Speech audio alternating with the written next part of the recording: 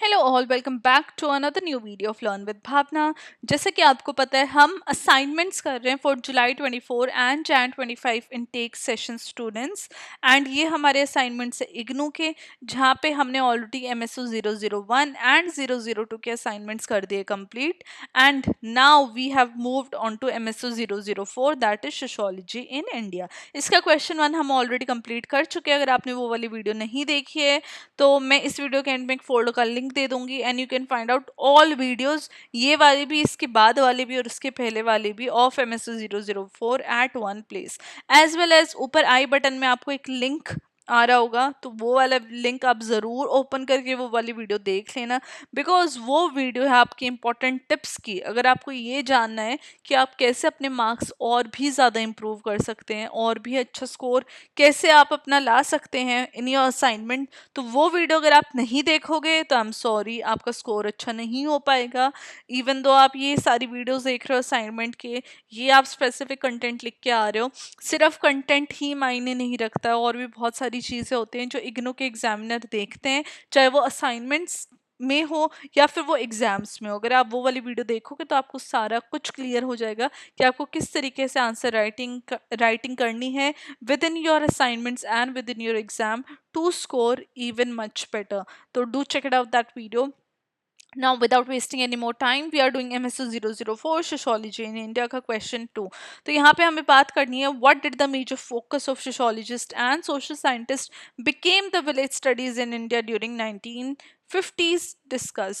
तो क्या major focus था सोशोलॉजिस्ट और सोशल साइंटिस्ट था का, जो कि विलेज स्टडीज इंडिया के अंदर ड्यूरिंग 1950s, राइट, मैं यहाँ पे लिख देती हूँ 1950s, राइट। तो 1950s के दौरान जो विलेज स्टडीज़ है वो इतनी ज़्यादा पॉपुलर क्यों हो गई थी, जो हर सोशोलॉजिस्ट हर सोशल साइंटिस्ट विलेज स्टडी के टुवर्ड्स ही जा रहा था, वो विलेजेस को ही स्टडी कर रहे थे। तो वो हम इस आंसर में अब जान लेंगे कि क्यों विलेजेस इतने पॉपुलर बन गए थे for sociologist and social scientist research. Now 1950s के अंदर एक सिग्निफिकेंट शिफ्ट देखा गया था इंडियन सोशोलॉजी के अंदर, स्पेशली जहाँ पे विलेजेस प्राइमरी फोकस बन रहे थे रिसर्च के। जो फोकस थी वो इंडिया की जो प्रीडोमिनेंटली, बिकॉज पहले जो इंडिया की पॉपुलेशन थी वो रूरल एरियाज में ही ज़्यादा रहते थे, और जो पोस्ट इंडिपेंडेंस नेशन बिल्डिंग के लिए जो नीड थी और जो स्टडी करनी थी ट्रेडिशनल सोशल स्ट्रक्चर्स की चेंजिंग सोसाइटी के अंदर, तो उसकी जो शुरुआत थी वो विलेजेस से ही स्टार्ट की थी। इंडिया और फॉरेन सोशोलॉजिस्ट जो थे MN श्रीनिवास, SC Dube and Andre Beteille, उन्होंने एक्सटेंसिव विलेज स्टडीज कंडक्ट की थी ताकि वो कास्ट, किनशिप, लैंड ओनरशिप और सोशल मोबिलिटी को अंडरस्टैंड कर सके इंडिया की रूट से, राइट। और रूट्स कहाँ से निकल रही हैं, वो विलेजेस से ही निकल के आ रही हैं। तो इस आंसर में हम जानेंगे कि क्या ये जो स्टडीज है इन्होंने क्या इंपॉर्टेंट रोल प्ले किया था पॉलिसीज और सोशोलॉजिकल थ्योरीज को शेप करने में। Now starting with the first point, तो इंडिया की जो रूरल डोमिनेंस थी और जो नीड थी विलेज स्टडीज़ की, जब हम 1950s की बात करते हैं तो 80% इंडिया की पॉपुलेशन विलेजेस के अंदर ही रहती थी। जो रूरल कम्युनिटीज़ थी वो शेप कर रहे थे जो हमारी कंट्री है इंडिया, उसकी इकोनॉमिक, सोशल और कल्चरल लाइफ को, जहाँ पे वो फाउंडेशन बन चुके थे इंडियन सोसाइटी के लिए। अब सोशोलॉजिस्ट ने भी इम्पोर्टेंट समझा कि ये रिकॉग्नाइज करने के लिए विलेजेस को स्टडी करना बहुत ज़्यादा ज़रूरी है, ताकि हम caste hierarchy, joint family system, जो एग्रीकल्चरल रिलेशंस है उसको अंडरस्टैंड कर सके, और कहाँ से इंडियन लाइफ जो है वो स्टार्ट हो रही है उसको समझने के लिए हमें विलेजेस को अंडरस्टैंड करना बहुत ज़्यादा ज़रूरी है। फॉर एग्जाम्पल MN श्रीनिवास ने रामपुरा विलेज कर्नाटका के अंदर स्टडी की थी, और ये जानने के लिए कि जो कास्ट स्ट्रक्चर है रूरल सोसाइटी के अंदर वो कैसे वर्क करता है। उन्होंने संस्कृताइजेशन टर्म को इंट्रोड्यूस किया। संस्कृताइजेशन क्या होता है आप मुझे कमेंट करके बताना, मैंने ऑलरेडी एक्सप्लेन किया हुआ है, कर दिया सबने कमेंट। तो संस्कृताइजेशन क्या होता है, जब लोअर कास्ट अपर कास्ट की जो प्रैक्टिसेस हैं या फिर जो उनके तौर तरीके हैं वो अपना लेते हैं, ताकि ये सोच के कि हम भी उनकी कास्ट में शामिल हो जाएंगे, हम भी अपर कास्ट वाले बन जाएंगे। तो ये जो सारी स्टडीज़ हैं जो पहले के टाइम पे की गई हैं, इन्होंने बहुत ज़्यादा एक डीपर अंडरस्टैंडिंग क्रिएट करने में हेल्प की, सोशल मोबिलिटी को समझने के लिए, पावर स्ट्रक्चर्स को समझने के लिए with in the rural India. ना सेकंड हमारा आ जाता है post independence nation building and rural development. जब इंडिपेंडेंस के बाद मतलब कि आफ्टर 1947 इंडिया ने प्रायोरिटाइज किया रूरल डेवलपमेंट को, ताकि वो रूरल एरियाज के अंदर पॉवर्टी रिड्यूस कर सके और एग्रीकल्चर के अंदर मॉडर्नाइजेशन ला सके। तो गवर्नमेंट ने कम्युनिटी डेवलपमेंट प्रोग्राम 1952 का जो इनिशिएटिव था वो लॉन्च किया, जहाँ पे उन्होंने रूरल एजुकेशन, हेल्थ केयर और लैंड रिफॉर्म्स के ऊपर फोकस किया। तो इससे क्या हुआ, जो सक्सेसेस थी इनके प्रोग्राम की, साइंटिस्ट ने विलेज इकोनॉमीज, लैंड डिस्ट्रीब्यूशन और कास्ट बेस्ड इनइक्वालिटीज को स्टडी करने की कोशिश की कि देखें कि ये प्रोग्राम कितने सक्सेसफुल हुए हैं गवर्नमेंट के, राइट। फॉर एग्जांपल जो एससी दुबे की स्टडी थी शामिरपेट विलेज की तेलंगाना में, तो उन्होंने एनालाइज किया था कि जो गवर्नमेंट डेवलपमेंट पॉलिसीज है ट्रेडिशनल रूरल स्ट्रक्चर्स के ऊपर, वो वर्क भी कर रही हैं या नहीं कर रही हैं, उनका क्या इम्पैक्ट है, पॉजिटिव है, नेगेटिव है, लागू हुई है, नहीं हुई है। तो इन स्टडीज ने हेल्प किया पॉलिसी मेकर को ये अंडरस्टैंड करने के लिए कि कैसे इकोनॉमिक रिफॉर्म्स, कैसे सोशल हायरार्कीज को, लेबर रिलेशन को और पॉलिटिकल पार्टिसिपेशन को अफेक्ट कर रहे हैं विद इन द विलेजेस।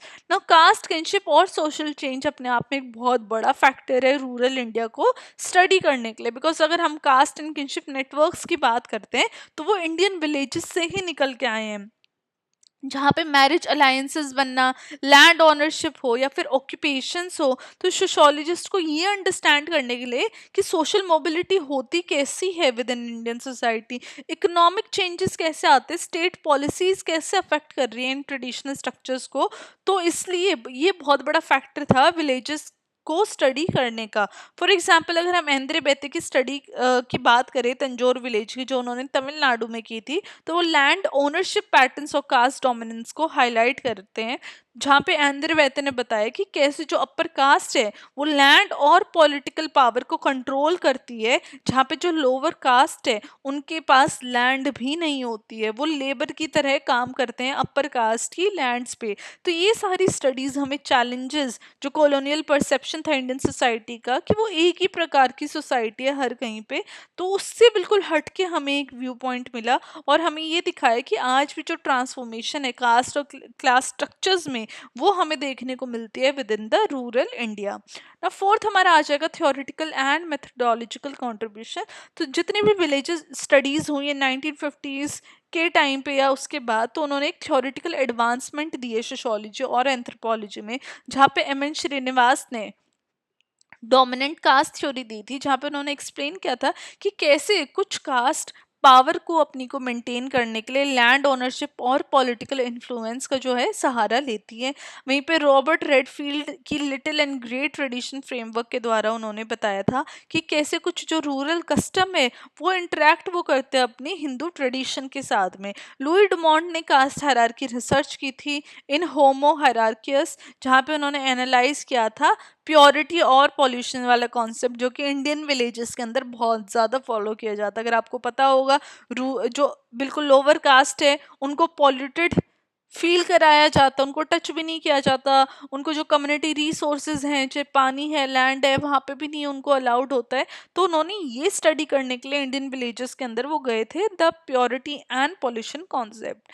ना फिफ्थ हमारा आ जाएगा अंडरस्टैंडिंग रूरल अर्बन लिंकेज। तो जो अर्ली स्टडीज थे उन्होंने विलेजेस को आइसोलेटेड यूनिट्स बता दिया था कि मतलब कि ये तो अलग से ही रहती है, बट लेटर जो रिसर्चर्स आई उन्होंने शो किया कि कैसे जो रूरल एरियाज है उनका कनेक्शन है अर्बन सेंटर्स के साथ, जहाँ पे लोग माइग्रेट करते हैं, एजुकेशन के लिए आ रहे हैं, इकोनॉमिक अपॉर्चुनिटीज है। श्रीनिवास ने, एम एन श्रीनिवास ने अर्बनाइजेशन ऑफ रूरल एरियाज के बारे में बात की थी, जहाँ पर उन्होंने एक्सप्लेन किया था कि जब ट्रांसपोर्ट और कम्युनिकेशन इम्प्रूव है जहाँ जहाँ रूरल एरियाज के अंदर, उससे एक कल्चरल और इकोनॉमिक चेंजेस हमें देखने को मिल रहा है उन रूरल एरियाज के अंदर, उन विलेजेस के अंदर। फॉर एग्जाम्पल अगर हम ग्रीन रेवोल्यूशन की बात करते हैं ड्यूरिंग 1960s एंड 70s, तो हमें एक मैकेनाइज्ड फार्मिंग देखने को मिली थी, जो कि इम्पैक्ट उसका रूरल क्लास स्ट्रक्चर्स के ऊपर, इकोनॉमिक डिफरेंसेस और कास्ट रिलेशंस के अंडर हमें समझने को और देखने को मिला था। अब लास्ट में हमारा कंक्लूजन आ जाएगा। मैं हमेशा बोलती हूँ और मैं बोलती ही रहूँगी कि आपको कंक्लूजन लिखना है अपने हर एक आंसर में। आपको विदाउट कंक्लूजन अपना कोई भी आंसर एंड नहीं करना है। तो यहाँ पे मैंने मेंशन किया कि जब हम बात करते हैं विलेज स्टडीज़ की 1950s के टाइम पे, तो हम देखते हैं कि जो इंडिया की रूरल डोमिनेंस उस टाइम पे बहुत ज़्यादा थी, इकोनॉमिक डेवलपमेंट की नीड थी और सिग्निफिकेंट थे वो कास्ट और किनशिप स्ट्रक्चर्स के लिए। तो ये सारी स्टडीज़ हमें शो करती हैं एग्रीगेरियन रिलेशन, सोशल मोबिलिटी और पॉलिटिकल पार्टिसिपेशन में, जहाँ पे दोनों एकेडमिक रिसर्च और पॉलिसी मेकिंग में इसका इन्फ्लुएंस हमें देखने को मिलता है। आज के टाइम पे भी जो रूरल सोशियोलॉजी है वो बहुत ज़्यादा असेंशियल है एग्रीकल्चरल डिस्ट्रेस, माइग्रेशन और कास्ट बेस्ड इनइक्वालिटीज़ को समझने के लिए, जहाँ पे विलेज स्टडीज़ एक फाउंडेशन बन जाती है इंडियन सोशल साइंस रिसर्च के अंदर। तो ये हमारा आंसर था, जहाँ पे हमने जाना कि कैसे जो विलेजेस थे वो सेंटर ऑफ द स्टडी बन गए थे, और जो सोशोलॉजिस्ट थे, सोशल साइंटिस्ट थे, वहाँ पे वो 1950s के अंदर विलेज स्टडीज क्यों करने जा रहे थे। Why were villages the centre hotspot for social science researchers. Let me know कि आपको आंसर कैसा लगा and how do like the points and explanation. तो वो आप मुझे कमेंट बॉक्स में ज़रूर बताना, your view points, your thoughts. I will see you very very soon with question 3। लेकिन उससे पहले चैनल को सब्सक्राइब ज़रूर करके जाना, वीडियो को लाइक करना, अपने फ्रेंड्स के साथ शेयर की कर दीजिए। एंड आई होप कि आप सबके असाइनमेंट बहुत अच्छे जाएं and you all score really good. और अगर गुड स्कोर करना है तो इंपॉर्टेंट टिप्स वाली वीडियो देखना मत भूलना। Bye bye, take care, I will see you very very soon with question 3। Till then, take care.